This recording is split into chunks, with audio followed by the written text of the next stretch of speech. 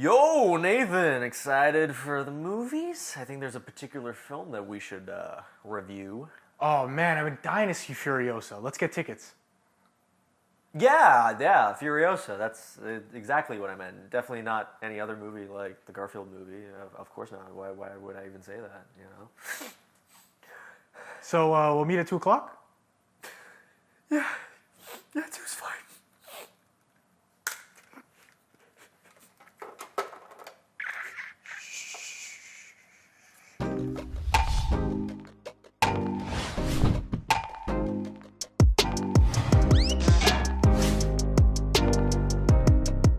Welcome back to Real Talk Podcast, episode 140.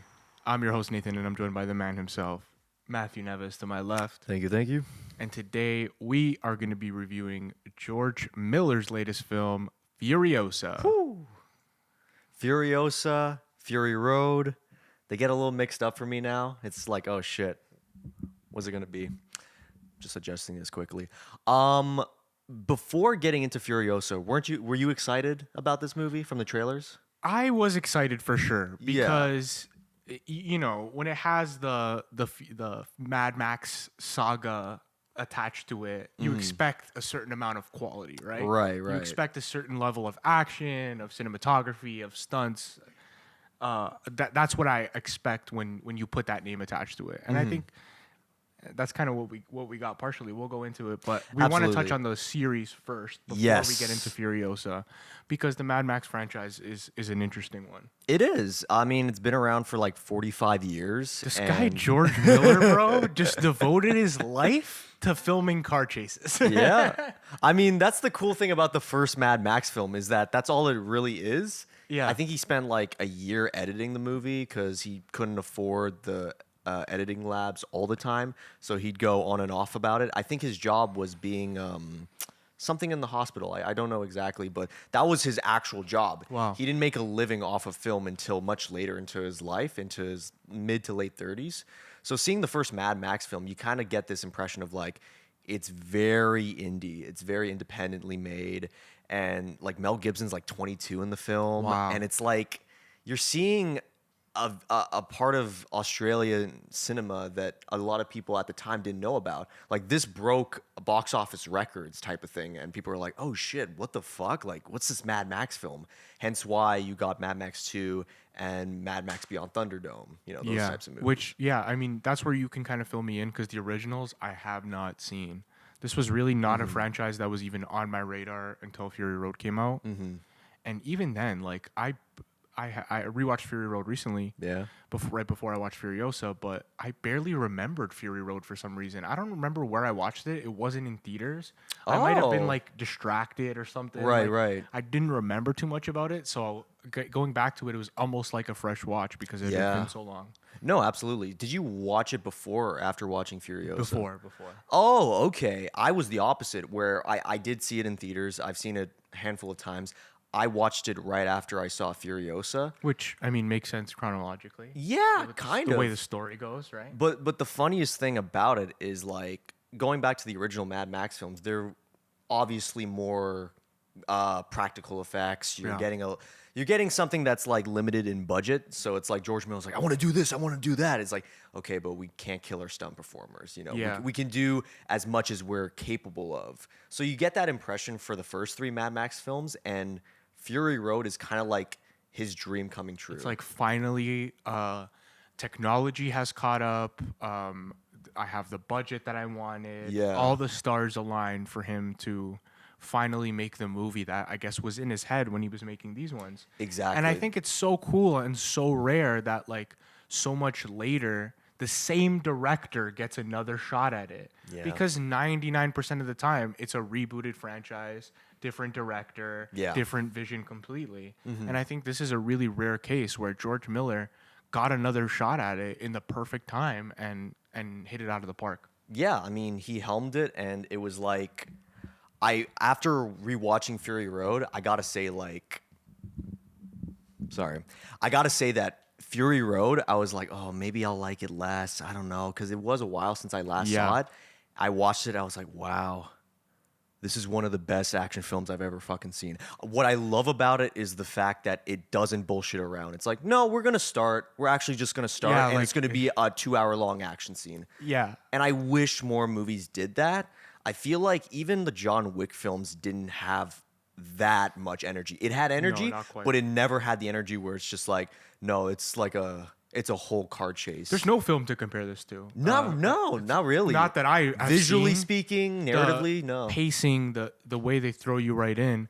And look, action genre is by far not my favorite genre. It's not even close. Right. I'm not a huge fan of just action films. I like dialogue. I like those Yeah. kind of movies, you know? That's fair. But obviously, when you watch Fury Road, no matter what your favorite kinds of films are, you have to be able to appreciate what they accomplished there. Yeah. Technically amazing. The pacing of that movie and the fact that they could just make a very simple A to B car chase. Yeah. Such a gripping, entertaining movie. It's unlike anything I've ever seen. It's hard to compare to anything. And it's a film that's ages like fine wine, I think. In 100 years, Fury Road will be studied for how good it is. Absolutely. That's the thing I love about it was I remember seeing it in theaters and I was like, this is really good. And then the more you see it, you're just like so impressed by how quickly it starts, and you still get the emotion from every single character. Every single character has an arc, but it doesn't feel forced. Yeah. Like Furiosa in that film, you know her motivation, you know what she's gonna do, her character arc, everything like that. Same with Mad Max. It's not complex. No, not at all. Not by any means. But that's fine because what we're watching is some of the coolest fucking shit we'll ever see from a practical and CGI standpoint. Absolutely. And you know, the in me I still want like the way they build that world and show that world with such little time for the world building. Do you know, like, Yeah. it's all action, the movie, so they don't have too much time to explain all the lore. Yo, yeah. They just show it to you. I love that, yeah. It's cool, but it also left me wanting a lot more. This world is actually really thought out, even though it didn't have to be that well thought out Yeah. because it's all action. Oh, yeah. But like those scenes with Immortan Joe and how cool is he as a villain, and his whole army of like insane people. Like, Yeah, it reminds me of like... witness me. Yeah, Immortan Joe reminds me of like an even more brutal version of Darth Vader in a way. Yo, where absolutely. it's like, you know, he has the breathing health problems and stuff like that, but this goes into darker territory of just like, I need to bear a child. Yeah. I need it now. And he's like, he is dying. He's like, I need to find, he's so desperate. And when Furiosa takes all the women, he's just like, that's my property. Like, give it to me type of thing. And it's like, oh, like you see this like disgusting viewpoint of like Immortan Joe, his stupid son that's like the buff guy Yeah. who just shoots the gun around without even hitting anything because he's just stupid. And it's like, you see how this world functions and the different types of places. Like I understand too about the lore. It's like they mention Bullet Farm, they mention Gastown, but we never see it. Yeah, it's like, man, I want more. I want to know more. This world is so well thought out. Yeah, it's like a roller coaster, and you see you go on one roller coaster, but you don't get the whole theme park. Is what Exactly. you got out of it. Yeah. Okay, that's fair. And then going into Furiosa, yes. we get a little bit more of the lore explained, Yeah. but still not as much as I wanted. Let's get right into Yeah. it. The beginning, when we see a young Furiosa in her home, the green place. Yes.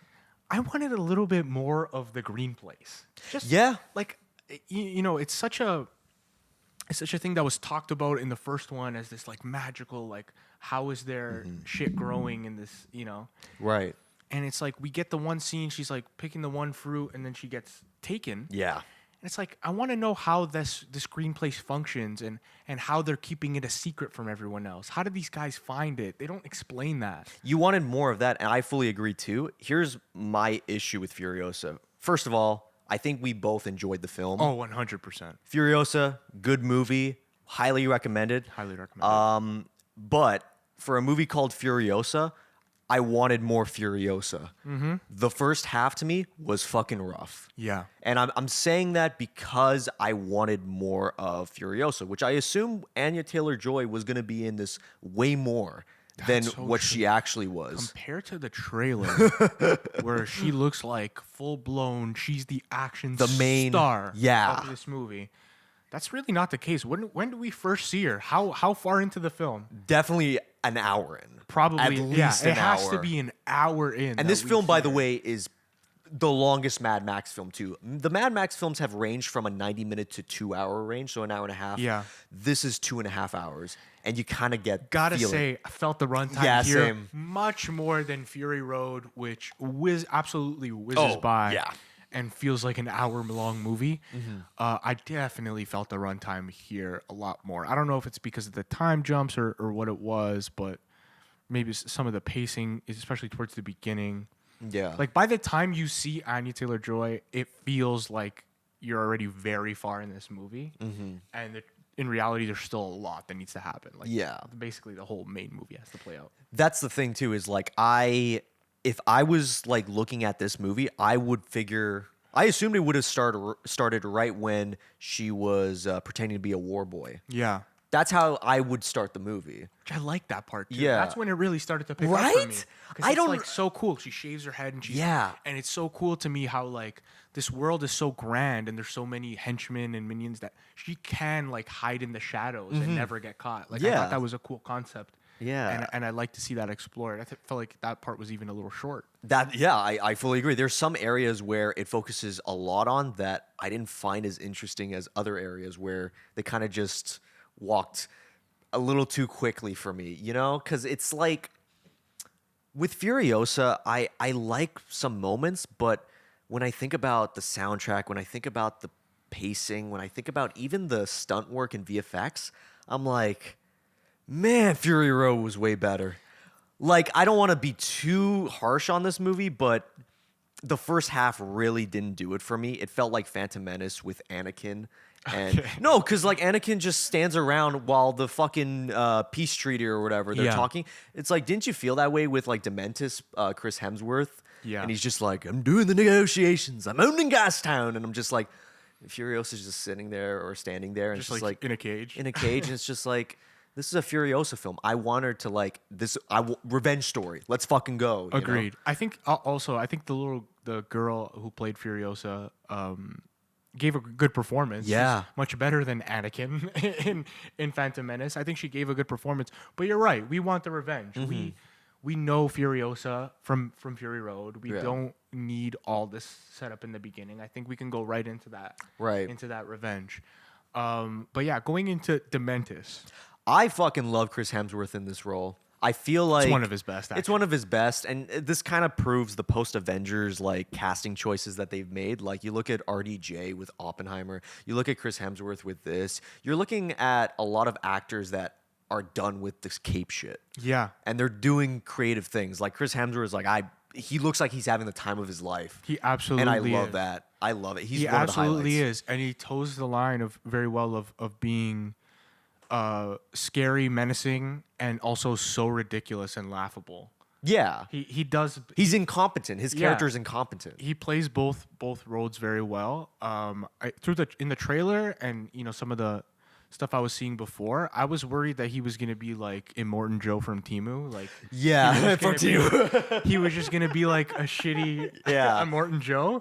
But that's actually not the case. It's a fresh take here. Yeah. And I love that they explore him and Immortan Joe butting heads and how different their personalities are, even though they're both sick pieces of shit. Exactly. It was weird though that they recasted Furiosa for Anya Taylor-Joy, but a lot of the actors from Fury Road are in Furiosa, and you Yeah. could tell that they've aged.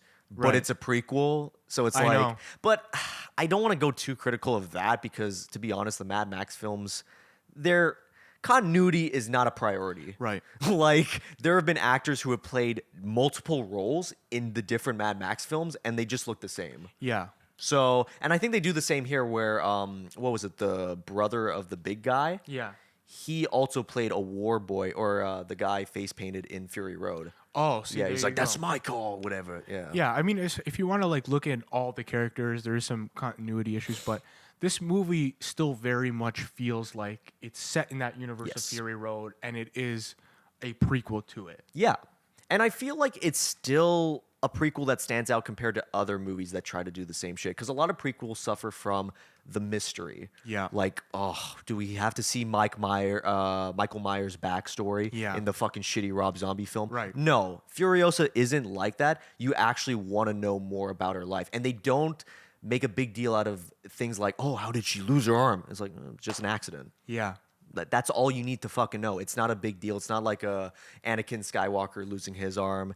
And I like how different it is from that. You're right. It's a prequel that feels warranted because a lot of the lore was not explained in Fury Road. So it's a prequel that feels Yeah. warranted because we wanted the backstory. We want to know as much as we can about this universe, right? That's how I felt personally watching it. It's kind of like watching Kill Bill Volume 1, but Kill Bill Volume 1 came out after Kill Bill Volume 2. Right. Or vice versa. You know what I Yeah, mean? I know what you because of mean, the for fact sure. that like you're getting a lot of this background of Furiosa, and then you watch Fury Road, and it's just like none of that is super explained.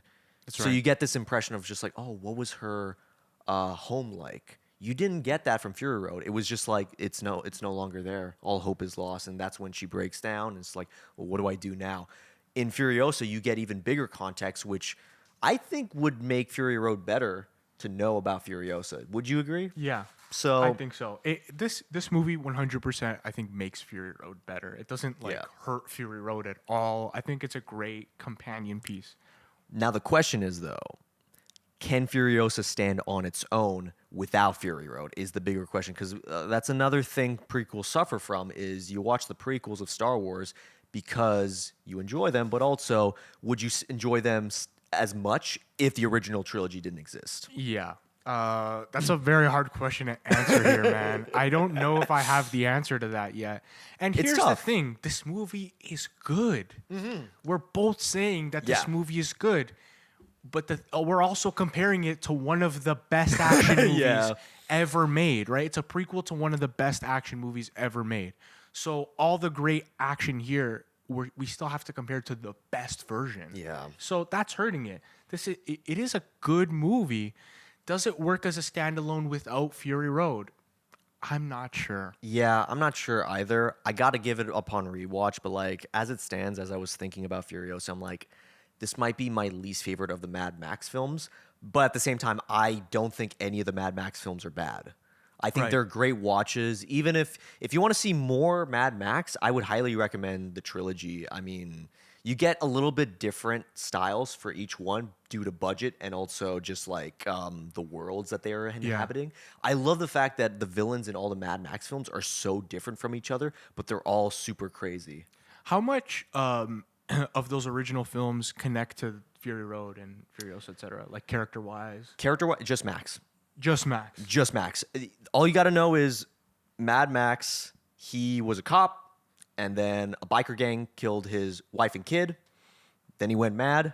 He killed the biker gang, and then the world just got even more fucked up. And that's Right. all you need to know. Okay. That Interesting. Fury Road, when you hear the voices in his head, that's his dead child and wife. That's all you need to know. And the people that he couldn't save as well in the other films. That's the cool thing about it, is that his past is so vague that any actor could just play him. Hence why I didn't give a shit when Tom Hardy did it instead of Mel Gibson. Yeah. You know, it's like a fable. It's like an old tale that people would tell back in dystopians. Like, I knew a man named Max. He went to Fury Road and stuff, you know? And then that's how you tell it. Hence why the continuity doesn't really fucking matter, because it feels like a story passed on from generations. Yeah. That's the cool thing I like about it. And Furiosa also gives that impression where it's just like, you know, what ending was it for Dementis when she took her revenge? Some say this, some say that. And it's like, that's a very Mad Max thing to do. Yeah. You don't get a clear answer. I like that a lot. That's actually probably my favorite scene of the film. Yes. When finally she gets her revenge on Dementis. And we haven't mentioned this yet, but Anya Taylor-Joy is, when she's finally in the movie an hour in, she's Yeah. fucking great. She is. A very, very convincing action star. And you know, with female lead action stars, the truth is that a lot of times it feels exploitative. Yeah. Like they, you know, really lean into it, that they're like this powerful woman, you know. That's very much like a theme in film lately. Yeah. And this movie proves you don't have to do that. No. Just let her be the action star. She feels everything feels right. Like, Yeah. you know, she feels like she fits in that world perfectly. I think she did a great job. She did, absolutely. There's times where she sounded like Charlize Theron. I don't know if that was intentional or not, but it was kind of it's kind of crazy. What's also crazy is that as the child actor playing Furiosa gets older to become Anya Taylor-Joy, they actually used VFX. I noticed that. I was like, she didn't look like that before. It's so subtle, but so good. And it worked. Yeah. It wasn't like I'm trying to think of a shitty example, like The Flash, you know, with Ezra Miller body double. That looked like dog shit. They managed to do this so subtly that it was just like, oh my god. And another thing too, there's like moments in this film that I feel like show an even darker version of how fucked up these villains are. Like I'm thinking of the big dude when they take Furiosa as a child and stuff like that. Like he like goes closer to her and stuff. I'm like, oh yeah, what was bro trying to do in there? I was like, what the fuck? Yeah. Right? And you kind of get an even like darker insight of these people because Fury Road moves so fast that it's like, yeah, these guys are villains, and then you like take in like how fucked up they're, and you're like, oh fuck. Yeah, exactly. Fury Road is like, these guys are villains because they're blowing shit up and trying to kill people, but you don't know like their like morals or like you don't know them as people. And it's like here you get to explore them as people a little bit. Mm-hmm. And yeah, they're even more fucked up than you think. They're as fucked up as they look. Literally, yep, exactly. But that's the thing is like I wanted more of Anya Taylor-Joy's story. I wanted more of the guy she was with, the guy who was like, you know what, I'm gonna take a chance on you. I forgot his name, but he does a pretty good job as well. And I like the fact that like he doesn't make it. Yeah. He doesn't, and they don't like make a huge deal out of it. Yeah, they don't make it the love story at the end, right? No. That's another thing with the female lead. Yeah, love story. They had to, you know, most female leads, they have to incorporate this love story where they have to sexualize the female lead. And they don't do that here at all. No. I thought that was a great choice. Definitely the way to play it here. Right. This movie still has some very good action sequences that I think compared to Fury Road.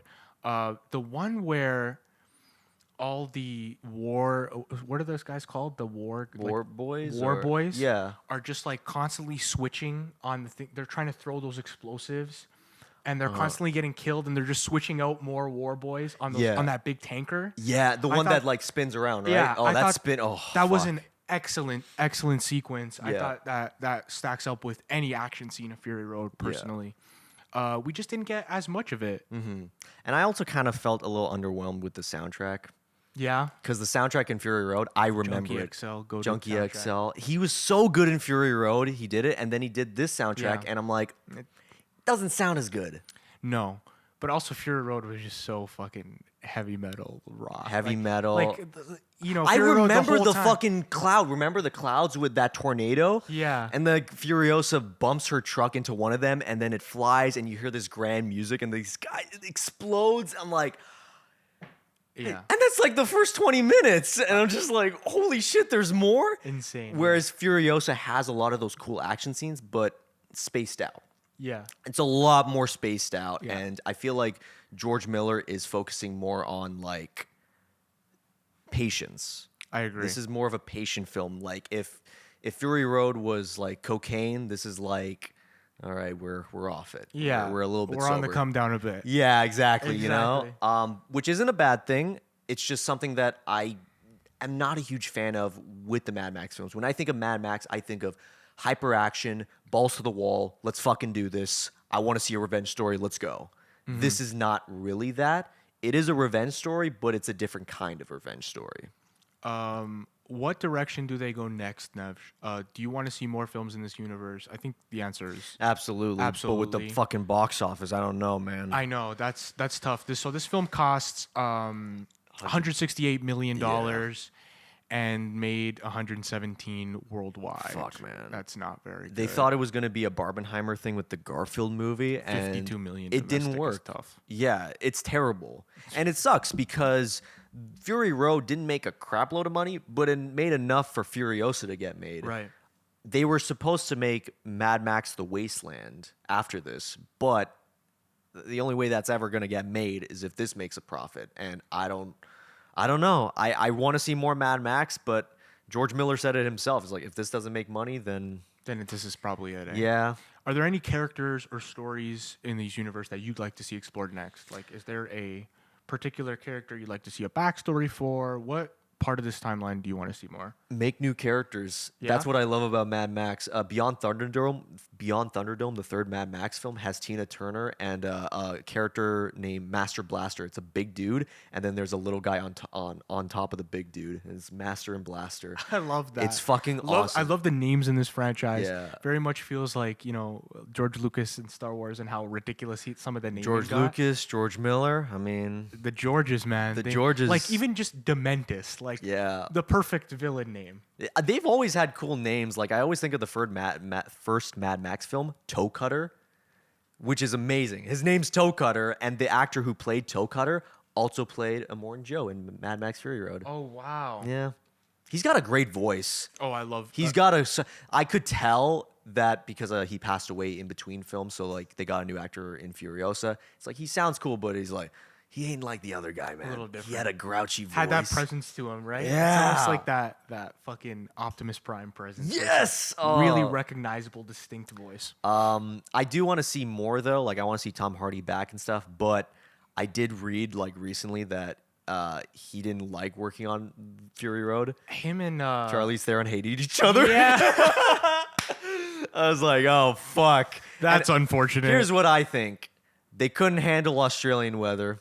Because every actor who is Australian that's in these films says nothing but praise. Yeah. And everyone that isn't says, oh, it was hot. It was sweat. Like Anya Taylor-Joy said it. Chris Yeah. Hemsworth was like, I had the time of my life. It was fucking awesome. Yeah. Like, I mean, multiple times while watching both of these movies, the thought came into my head, like, this must have been a fucking nightmare to film.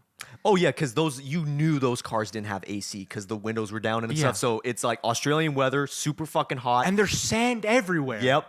I would be like fucking Anakin Skywalker by the end of this shit. Like, I hate sand, It's like that the parts in Tatooine and Phantom Menace, like where it's like, oh, it's fucking hot. Imagine that, but for the whole fucking movie. Yeah. There ain't no sound stages for them. Exactly. And constant movement and all that. Like, it just looks like a really hard shoot. Definitely Yeah. a crazy accomplishment. But let's go into final thoughts Yeah. of Furiosa. What is your final rating, Nev? My final rating for Furiosa, I'm probably going to give this like 6 out of 10, 3 out of 5 stars. It's not my favorite in the Mad Max films. I still think Fury Road is like his like golden nugget, man. For sure. I can't imagine him ever topping it, and that's fine. Yeah. Furiosa is a lot slower. There's amazing parts in it, and I'll remember distinct moments. Is it better than the Fury Road? No, but I feel like you'll still have a good time with it. Still a good movie. Yeah. 6 out of 10 for me as well. Being a prequel to Fury Road helps and hurts it. It's still a great movie. It's better action than 99% of films out absolutely, there. yeah. But I do feel that it is standing on the crutch of being a prequel to Fury Road. Yeah. And I don't know how this film stacks up as a standalone movie. So for that reason, it's a 6 out of 10, but a 6 out of 10 that I still highly recommend. Yeah. Only time will tell for me. I do want to come back to this Yeah. a couple years from now and see how it. I think my rating could go up in the future, certainly. Same. These are just my initial thoughts. 6 Yeah. out of 10. Having to compare it to Fury Road and how masterful that film was. It's tough. Yeah. But definitely would recommend Furiosa. Check that one out on the biggest screen you could see it. Please. Just please watch it, man. We need movies like this to get made. Yeah. Please. Don't make Despicable Me 4 a ton of money and then this bombs. Like, Yeah. please. Fuck. We'll end it off there. Thank you for watching this episode of the Real Talk Podcast. Don't forget to leave a like, comment, subscribe to your boys. And we'll catch you in the next one. Take care. Brush your hair. Peace.